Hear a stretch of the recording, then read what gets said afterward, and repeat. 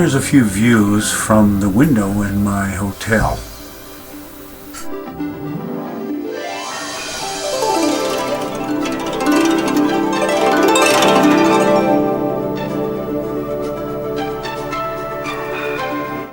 Before dinner, I got a chance to do a short stroll around the neighborhood and checked in on some markets.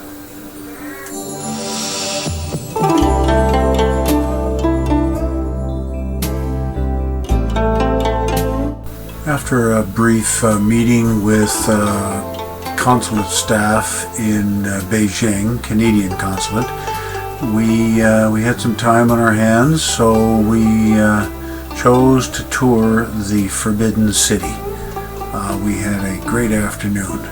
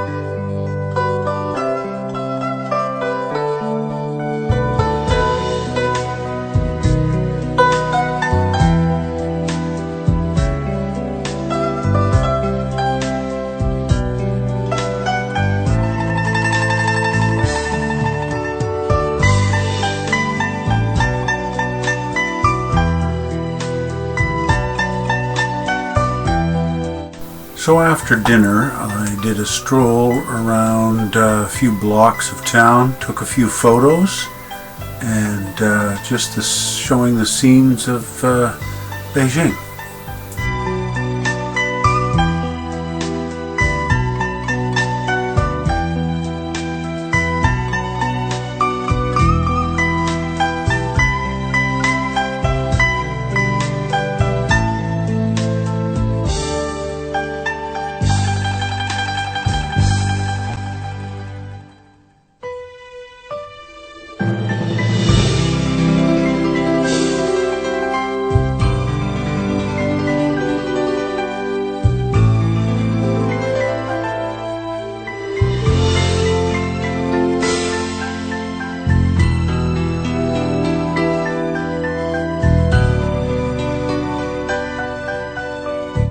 After several days in Beijing, we took a flight to Harbin, the capital of Heilongjiang province. Harbin is famous for its massive winter ice festival. Just Google it. Our luggage was dumped outside the terminal in a pile, and somebody had a bottle of syrup that broke and poured sticky pink syrup all over my bags in minus 10 Celsius weather.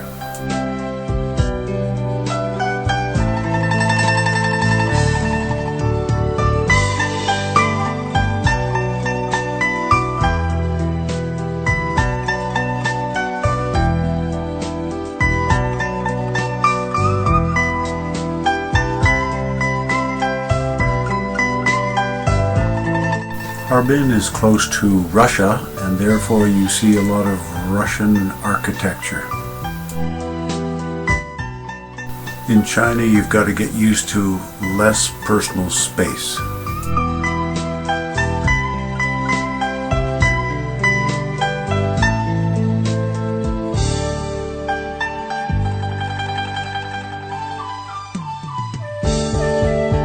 Here's a nearby mall that I visited.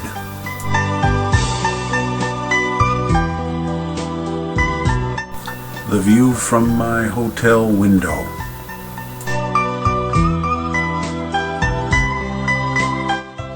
After dinner, we walked from our hotel down to the Songwei River and took in the park that runs all along the river.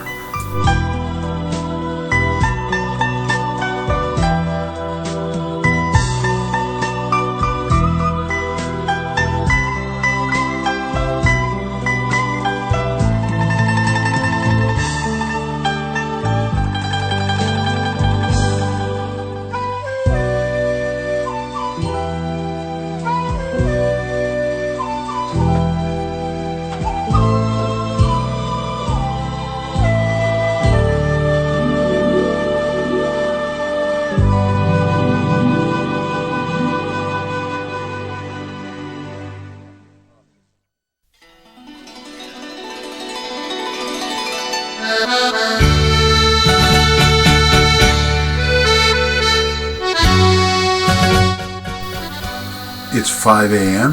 We get up to catch the train at Harbin.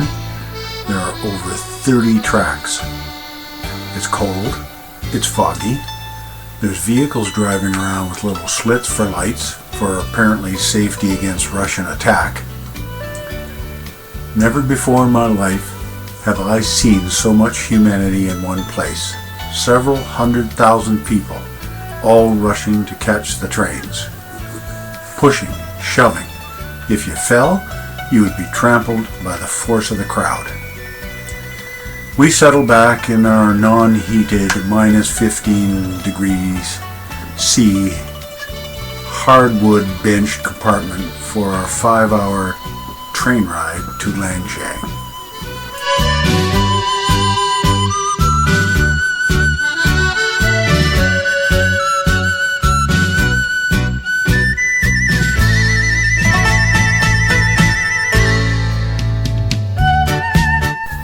We arrive at Lanshan train station. It's -20.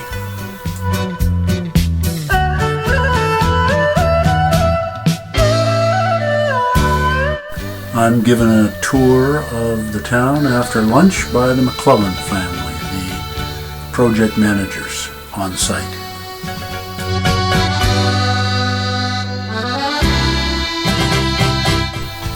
My home for the next 3 months.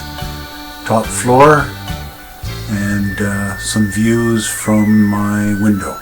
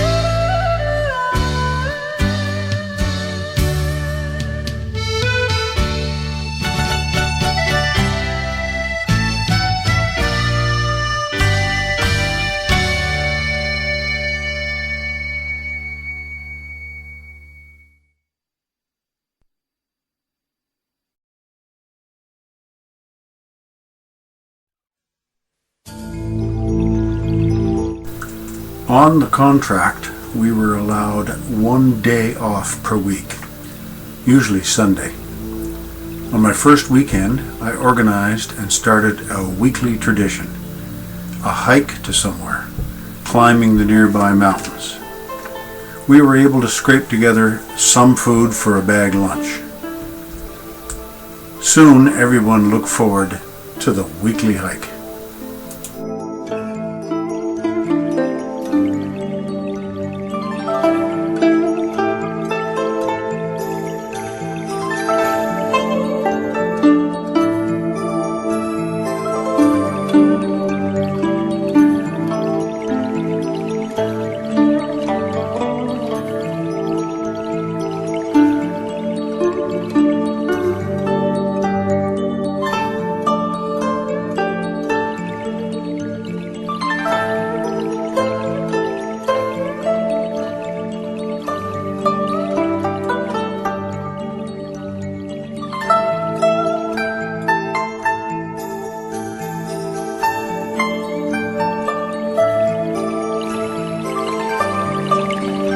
Most of my power saw training program took place at the Nango Forest Farm.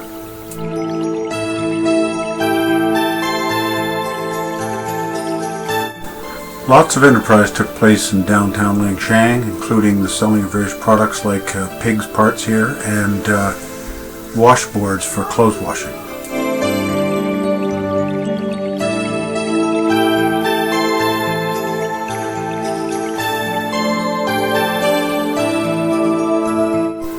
Here is a small private forestry operation at work.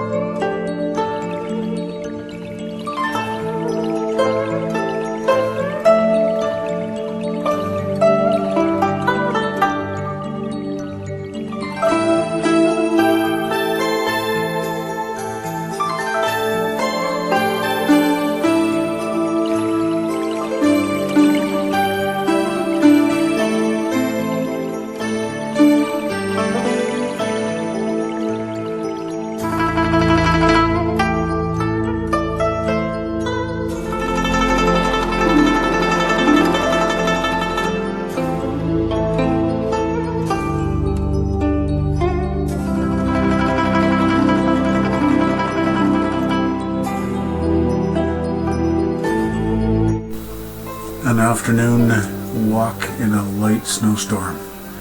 In behind is the lab building. I taught some classes here. In the middle is the this way, no, that way bridge. And also here's one of the project logging trucks which we had shipped over.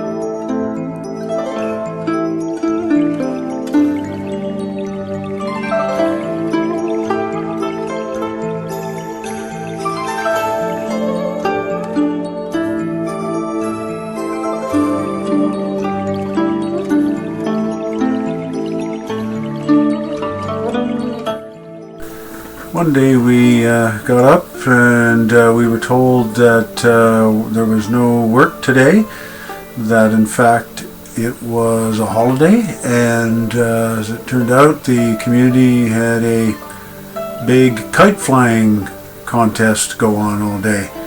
So we got to enjoy that.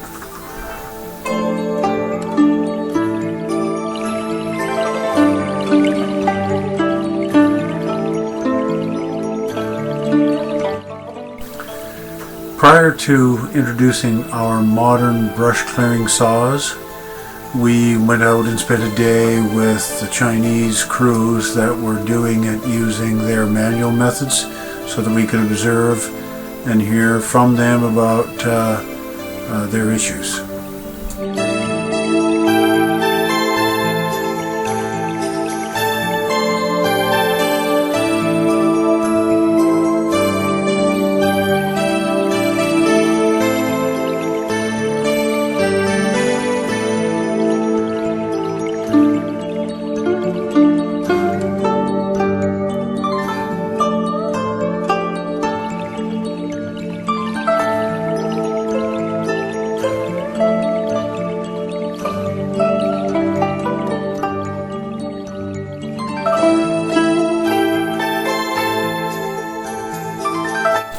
We didn't have much in the room, but I did manage to have a little radio, and I ran a wire from the radio out the window, and I got some staticky reception.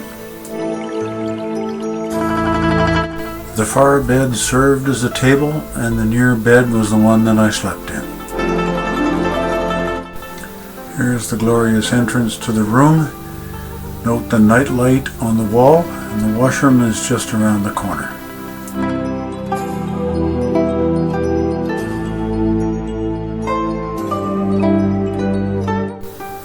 A short hike up to heaven.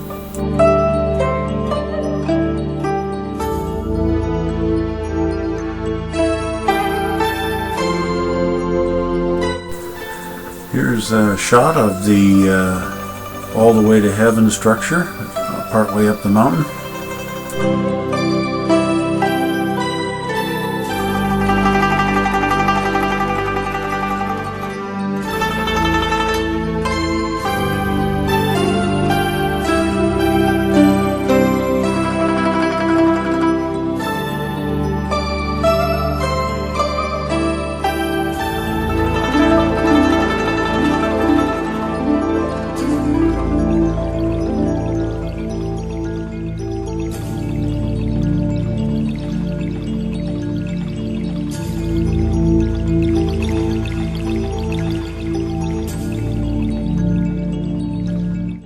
And today it was how to tune the carburetor day.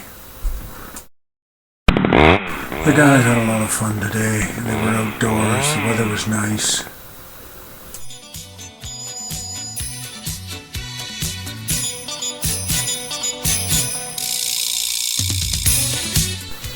Folks were starting to get a bit tired on the project. We had a big snowstorm and a snowball fight erupted.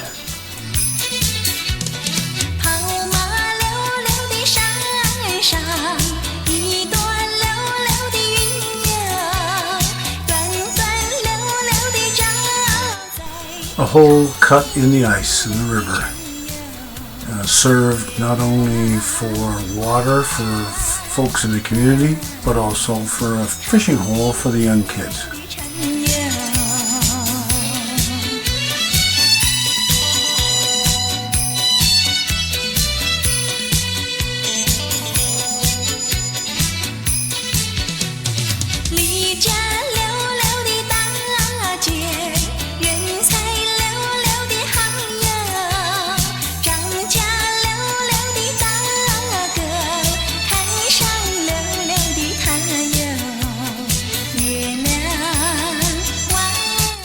A Sunday excursion into the hustle bustle of downtown Langshan.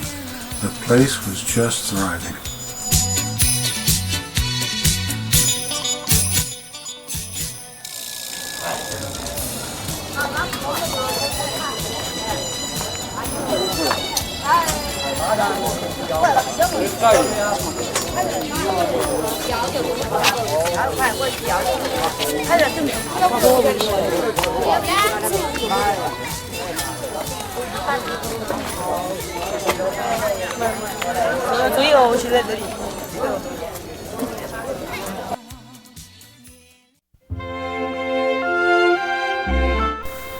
Another Sunday, another hike. The team could not believe that I was going to hike to the North Mountain, which is very high and very steep. But we headed out anyway, as the usual.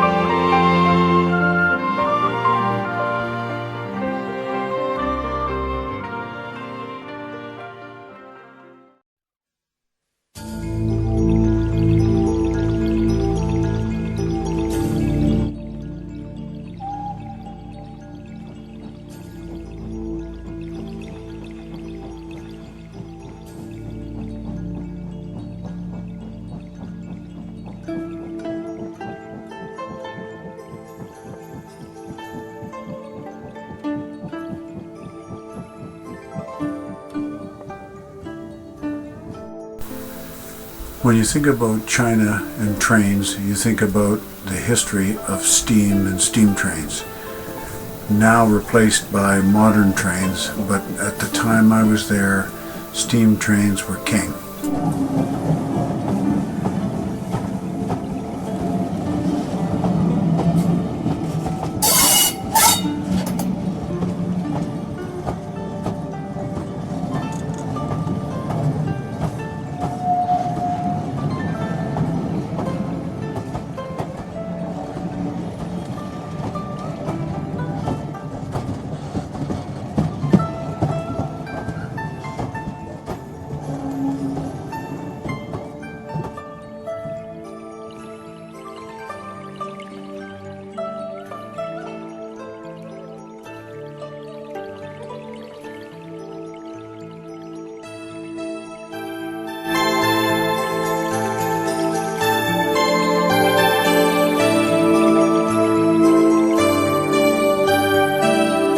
This is the foyer on the third floor.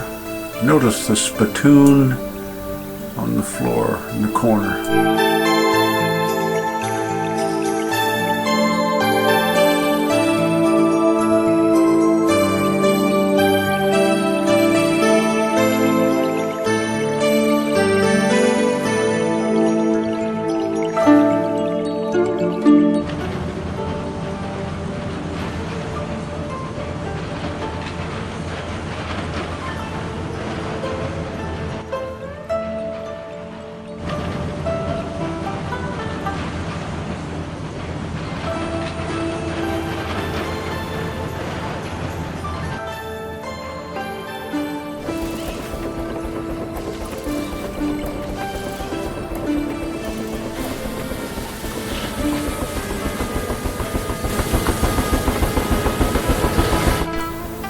The entire Langshan Valley was dedicated to industrial forest operations, and in 1987 everything was pretty low tech and very high labor.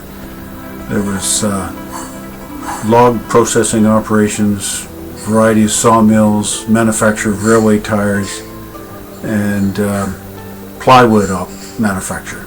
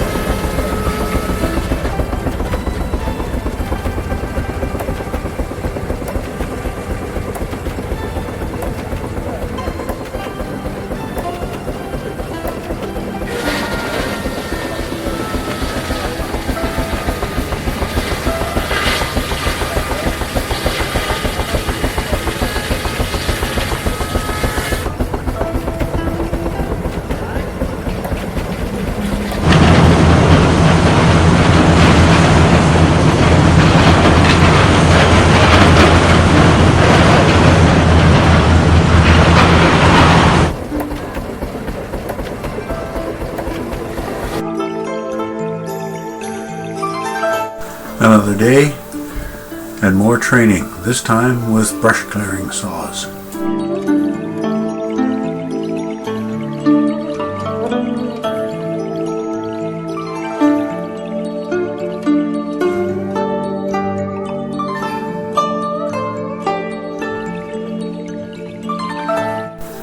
Another Sunday, and I introduce Don Reimer to our weekly hike.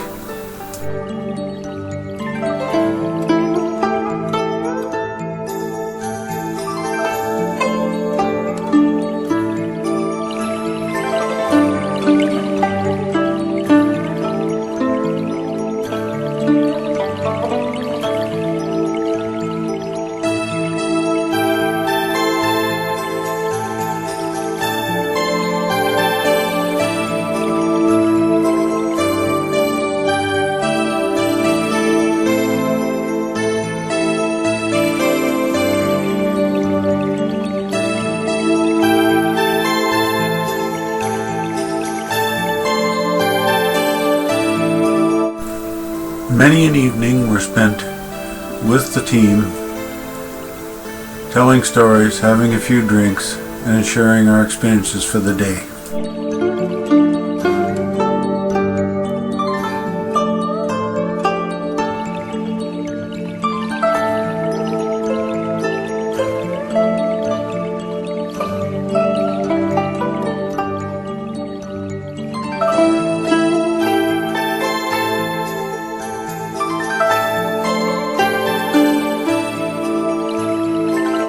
So my crew is trained up, spring logging is going full bore, and I have to finish up some final reports, and then I'm out of here.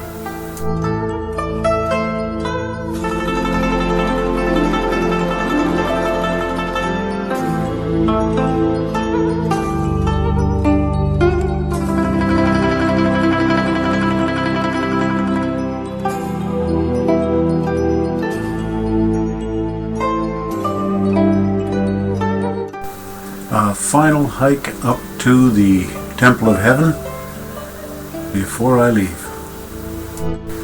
I take one last walk around town before my final actual day of work tomorrow, and then I leave.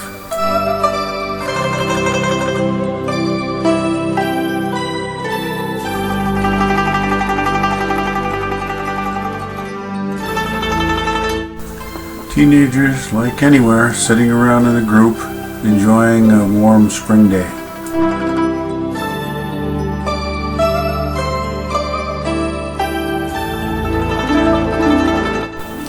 Final day of work, a brush clearing saw demonstration for some of the project executive.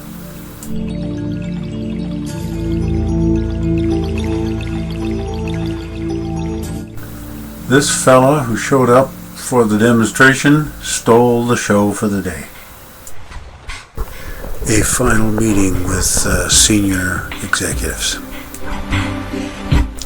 As is the custom, we had a going away banquet for me with the executive and all the crew and interpreter that worked with me. We had some great delicacies like pig's tongue and sea slug.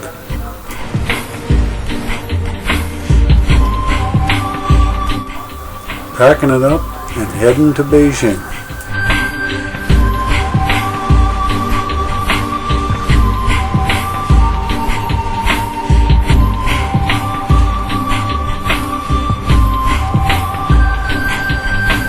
My last meal with the McClellan family and the project team.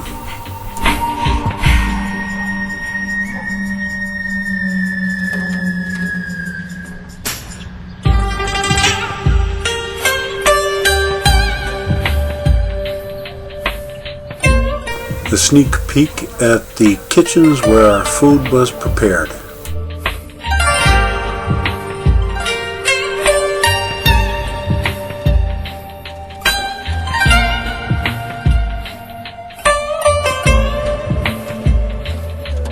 Dao Wei and the interpreters having dinner in a separate room. My last walk down what is affectionately known as the Long Hall. Jumping the fake flowers was always fun. I'm heading to Harbin and then on to Beijing.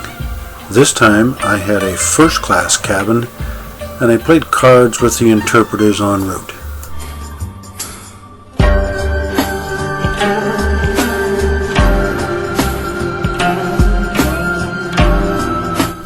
The dreary northern China landscape just kept rolling by the windows.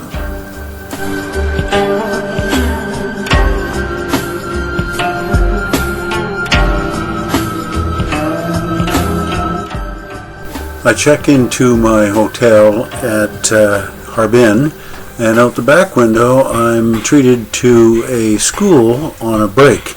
I go down and they allow me to take a few pictures of the kids.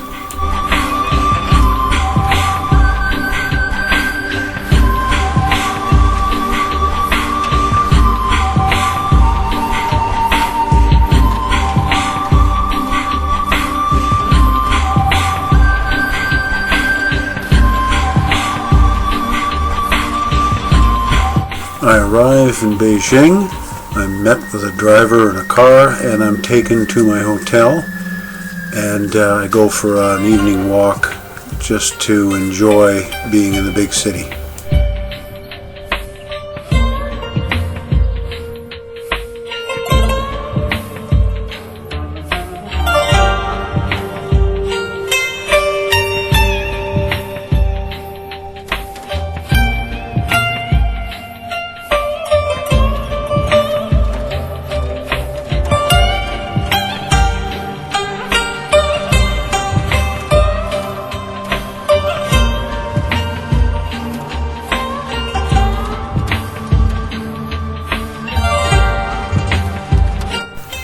The Chinese government provided me with a full-time car, driver, and interpreter for my stay in Beijing.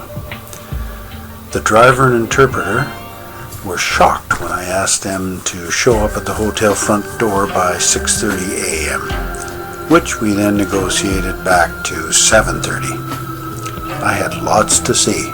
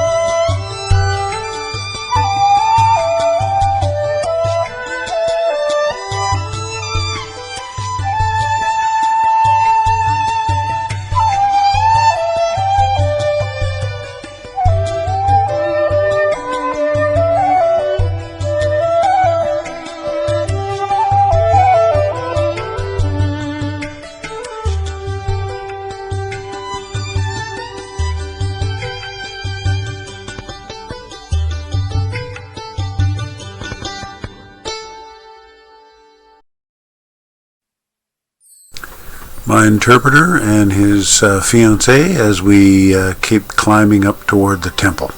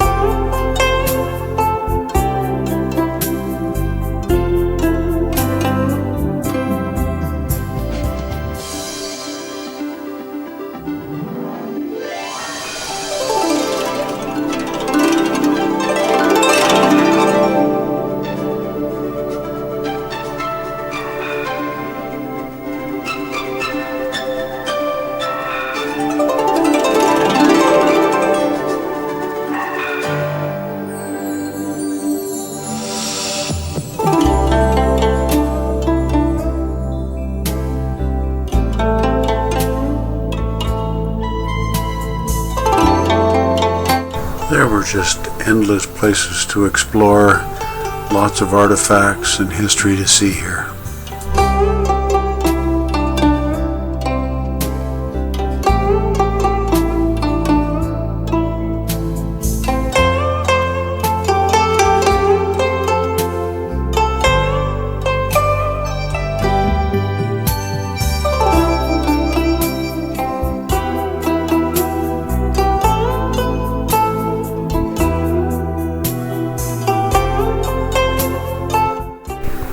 On my last afternoon in Beijing, I took a cable car ride out with my interpreter to view the Bijon Monastery and a pagoda called the Heart Mirror Temple, just outside of Beijing, and it was a beautiful afternoon.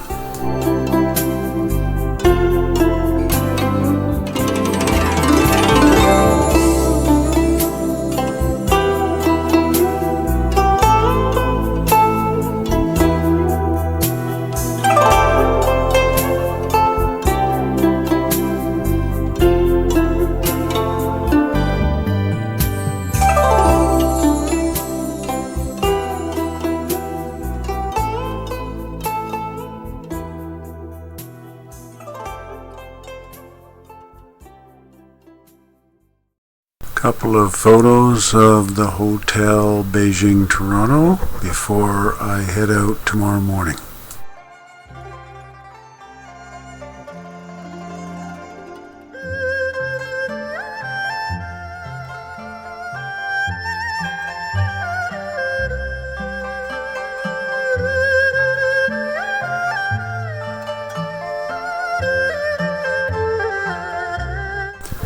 I'm now back in Narita, Japan the next day, and in the evening I enjoyed a stroll through some Japanese gardens, and what a relief it felt.